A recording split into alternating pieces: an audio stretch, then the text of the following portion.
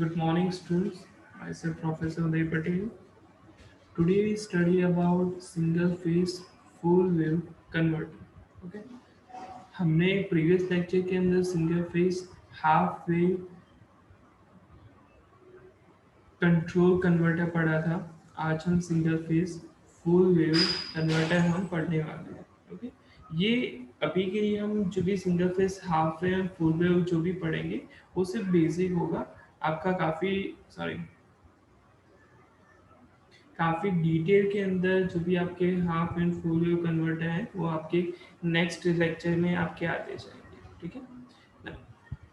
हमने क्या पढ़ा था सिंगल फेज यहाँ पे जो भी हमारा फुल वेव कन्वर्टर है वो कौन सा कन्वर्टर है, इन्वर्टर या rectifier. Okay, it is rectifier. Okay, यहाँ पे आपका एसी का डीसी के अंदर कन्वर्जन हो रहा है। ओके, इस ये पर्टिकुलर जो भी आप मेनली फिगर देख रहे हो उसको मिड पॉइंट कन्वर्टर बोलते हैं। ठीक है, क्योंकि यहाँ पे आपका क्या है कि जो भी आपका ट्रांसफॉर्मर है उसके सेकेंडरी में मिड पॉइंट पे आपका लोड लगाया गया है, इसीलिए इसको मिड पॉइंट कन्वर्टर भी बोला जा सकता है। ऐसा भी आपके एग्जाम में पूछा जा सकता है कि explain the single phase full wave converter, sorry, single phase mid point full wave converter, ऐसा पूछा जा सकता है। ओके, चलो सिंपलिसिटी के लिए देखते हैं कि अगर आपका ऑपरेशन होता है तो ऑपरेशन कैसे हो सकता है। Okay, we are not directly jump to the main waveforms or main mode 1 and mode 2 figure. Okay, first of all we throw this current flowing direction in the circuit. Okay, चलो यहाँ पे अगर आपका positive half cycle है तो positive half cycle में positive यहाँ पे आता है, नेगेटिव यहाँ पे आता है। ओके, करंट यहाँ पे आपका क्लॉकवाइज डायरेक्शन में आपका फ्लो हो जाएगा। ओके, ये हमको पता है। चलो यहाँ पे ए एंड बी पॉइंट है और यहाँ पे एन पॉइंट है।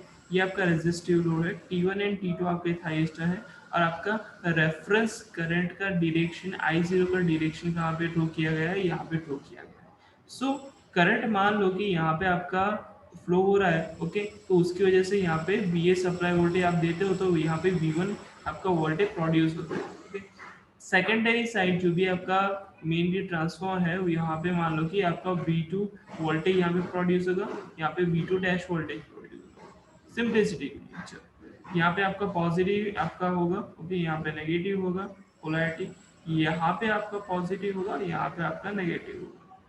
ओके, ठीक है।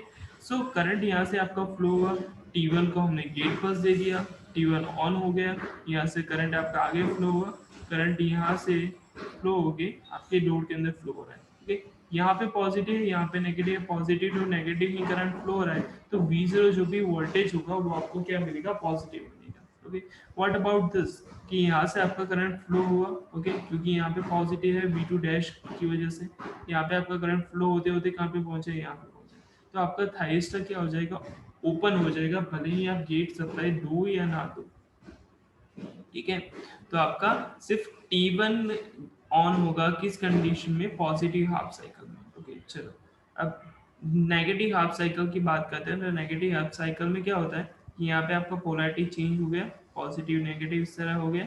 ओके, करंट रिवर्स डायरेक्शन में आपका इस तरह कुछ फ्लो होगा। ओके, फ्लो हो गया ये।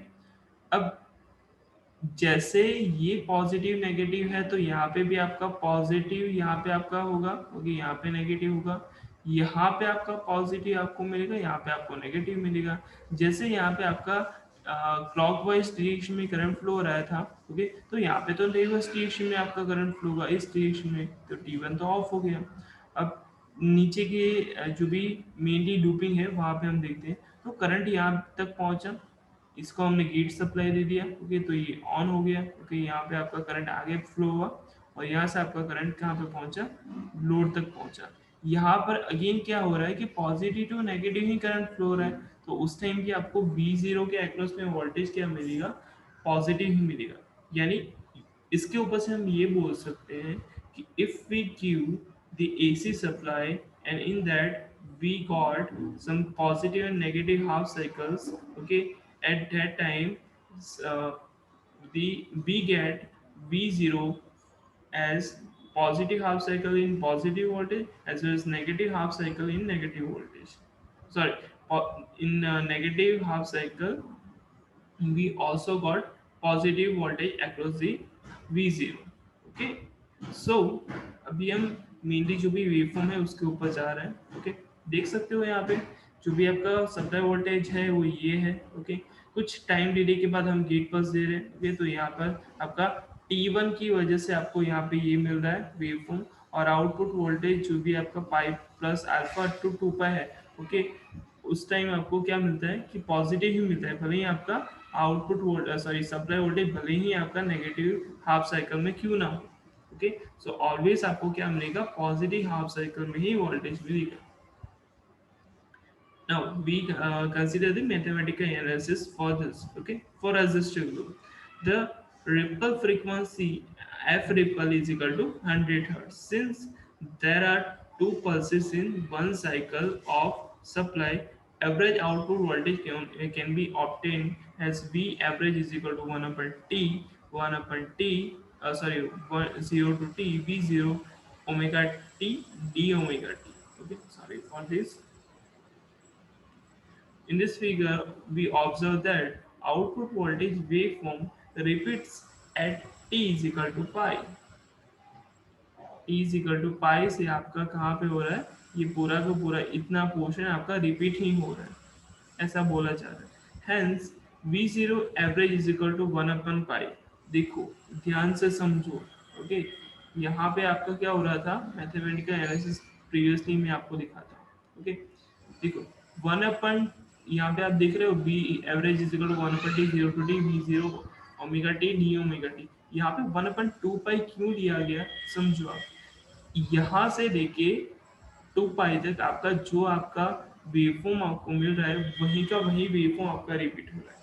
लेकिन इफ वी कंसिडर दिस, तो यहाँ पे 1 अपन सॉरी 0 से पाई तक लेके जो भी आपको वेवफॉर्म मिल रहा था. ओके, वो पाई टू 2 पाई में भी रिपीट हो रहा है, 2 पाई टू 3 पाई में भी रिपीट हो रहा है. इसलिए हम क्या कंसिडर करें, सिर्फ 1/पाई को ही कंसिडर करें. ओके, सो अल्फा टू पाई, क्योंकि 0 to अल्फा तो आपका वेव फॉर्म 0 ही है. Okay, alpha to pi V M sine omega T D omega T. Okay, sine का क्या होता है. ओके, ऑलरेडी ये आपका इंटीग्रेशन हो चुका है काफी डिटेल के अंदर में हमने स्टडी किया था. ओके, वहां पे आपका जो भी आपका आंसर आता था वो भी आपको 1 + cos अल्फा ही आता था. तो यहाँ पे आपको ये मिल जाता है. ओके, सिर्फ डिफरेंस ये रहता था कि Vm/2 पाई आता था, यहाँ पे Vm/पाई आता है. अब हम आर ए लोड की बात करते हैं. ओके, आर ए लोड के अंदर भी आपका ऑलमोस्ट सारा का सारा ऑपरेशन सेम ही होगा, लेकिन उसके अंदर आपका क्या होगा कि आपका इंडक्टिव लोड क्या होगा, आपका रहेगा. क्योंकि आर ए लोड है तो इंडक्टर के अंदर कुछ ना कुछ एनर्जी स्टोर रहेगी.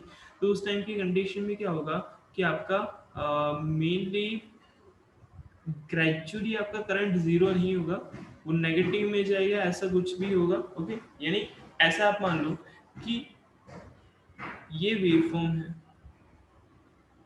ओके, ये सप्लाई वेवफॉर्म है, इसका आउटपुट वेवफॉर्म हमको क्या मिला, इस तरह का कुछ मिला, ये यहाँ पे जीरो हो जाता था.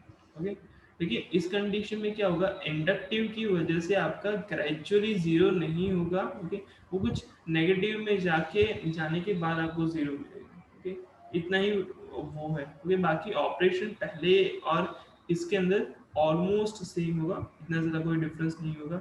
मैथमेटिकल एनालिसिस देख लेते हैं. ओके, उसके पहले आपको वेवफॉर्म देखना होगा. देखो, इतना भूल जाओ. ओके, इतना पोर्शन अभी भूल जाओ. ओके, ये वेवफॉर्म है, इसके रिस्पेक्ट में आपको कुछ टाइम डिले के बाद आपको वेवफॉर्म मिलना स्टार्ट हुआ, यहाँ तक आपका सेम है. लेकिन उसके बाद आपको क्या मिलता है कि इतने पोर्शन का आपका वोल्टेज ज़्यादा आपको मिल रहा है. क्यों, क्योंकि आपका इंडक्टिव लोड है ना. इंडक्टिव लोड में क्या होता है कि मैग्नेटिक फील्ड के अंदर आपको एनर्जी स्टोर होता है उसके अंदर. सो एनर्जी यहाँ पे स्टोर हुआ. ओके, तो वो जब रिलीज होने की बात आती है ना. ओके, तो देखो पहले तो इस डायरेक्शन में आपका करंट फ्लो हो रहा है. ओके, अब इस डायरेक्शन में करंट फ्लो हो रहा है तो आपका इंडक्टिव लोड क्या करेगा, एनर्जी स्टोर करेगा और उसी डायरेक्शन में उसको डिस्चार्ज करेगा. अब यहाँ पे इस रिएक्शन में उसको डिस्चार्ज वो कर रहा है, ओके। लेकिन उसके लिए जो भी यहाँ पे आपका पॉजिटिव नेगेटिव पोलैरिटी इस तरह आपको मिलेगा, ओके। और यहाँ पे आपको क्या मिलेगा, ये यहाँ पे पॉजिटिव मिलेगा, ये यहाँ पे नेगेटिव मिलेगा। तो इसके रिस्पेक्ट में आपको क्या मिल रहा है कि आपका जो भी आउटपुट वोल्टेज है ना, ओके, वो आपको नेगेटिव मिल रहा है। सो यहाँ पे भी आपका क्या है, सिर्फ लोड ही चेंज हो रहा है, which is R L load. So यहाँ पे हमने ये देखा कि आपका जब रिवर्स डायरेक्शन में करंट फ्लो हो रहा है, तो उसकी उस टाइम की कंडीशन में क्या होगा कि सिर्फ ये इतना ही आपको डिफरेंस देखने के लिए मिलेगा with respect to R L load, okay. सिर्फ यहाँ पे आपको नेगेटिव में आपका वो आपका जो भी है, ओके, मेनली आपका इंडक्टर की वजह से ये आपको नेगेटिव में मिलेगा, ओके। उसके बाद सेम वेव आपको रिपीट होता हुआ दिखेगा, ओके। अब यहाँ पे देखने वाली बात ये है कि यहाँ पे इतने पॉइंट तक, ओके, इतने पॉइंट तक आपका क्या हो रहा है, आपका मेनली रेजिस्टिव लोड की तरह वर्किंग हो रहा है। अभी इंडक्टर के अंदर एनर्जी आपका स्टोर हुआ, अब वो डिस्चार्ज तो होगा ना, इसीलिए आपका आउटपुट करंट का वेवफॉर्म क्या हो रहा है, वो धीरे धीरे जीरो आ रहा है, लेकिन वो जीरो पे टच नहीं होगा, पता चला। वो डिक्रीज हो रहा है but it is not decrease at a value of zero, okay. वहां पे आपको 1 एम्पियर 2 एम्पियर कम करंट मिलेगा, लेकिन करंट मिलेगा आपको, ठीक है। और इसीलिए इसको क्या बोला जाता है, CCM, it is also called is continuous conduction mode, okay. अब सप्लाई करंट जो भी है, ओके, वो विथ रिस्पेक्ट टू आपका जो भी सप्लाई वोल्टेज है उसको रेफरेंस में लेके चलेगा। सिर्फ उसके अंदर आपको जो भी ये पोर्शन है आपको क्यों मिलेगा, क्योंकि आपका इंडक्टर है इसीलिए, okay. SCR T1 current IT1 जो भी है वो आपको सप्लाई करंट पॉजिटिव जो भी होता है उसको रिफर करेगा, ओके। काफी इजी है। मैथमेटिकल एनालिसिस देख लेते हैं। The average value of the output voltage given by V0 average is equal to 1/T 0 to T V0 omega T D omega T. ये ऑलवेज आपका क्या होता है, ये आपका एवरेज वेवफॉर्म का इक्वेशन क्या होता है, ये आपका फिक्स रहता है। 1 अपन क्या है, पाई क्यों है, क्योंकि आपका 1 अपन पाई पे, सॉरी, जो भी आपका 0 to पाई तक जो आप sorry 0 to alpha and alpha to pi था, जो भी आपका वेवफॉर्म है वो आपका उसके बाद ही रिपीट होना स्टार्ट करेगा, okay. So V M sine omega T D omega T, तो आपका टोटल आपका क्या होगा 2 Vm upon pi cos alpha, okay. आपकी लिमिट क्या यहाँ तक होगी, pi to pi plus alpha तक, okay. RMS value of output current is given by this, okay, square root of 1/T 0 to T V0 square omega t d omega t। V0 का equation आप लिख दो Vm sin omega t, तो आपका square के form में क्या मिलेगा आपको, Vm square sin square omega t d omega t। Sine square omega T का आपका डायरेक्टली इंटीग्रेशन नहीं हो सकता, तो फर्स्ट ऑफ ऑल आपको 1 - cos 2 ओमेगा t/2 पे आपका कन्वर्शन करना पड़ेगा। 1/2 का जो भी आपका मेनली क्या होता है, जो इंटीग्रेशन होता है वो आपका ओमेगा टी होगा। कॉस 2 ओमेगा टी का क्या होगा, साइन ऑफ 2 ओमेगा टी/2, ओके। लेकिन आपका पाई की वजह से वो जीरो टर्म चला जाएगा। पूरा का पूरा सिंप्लीफिकेशन होने के बाद आपको Vm²/2 रेज टू 1/2 आपको मिलेगा। सो आपका मेनली इक्वेशन क्या बनेगा, Vm/√2 which is also Vs, okay. तो ये आपका मैथमेटिकल इक्वेशन है full wave converter with R L load का, ओके। तो आज हमने दो थियरी पढ़ी, single phase full wave converter for R load and R L load. Thank you so much.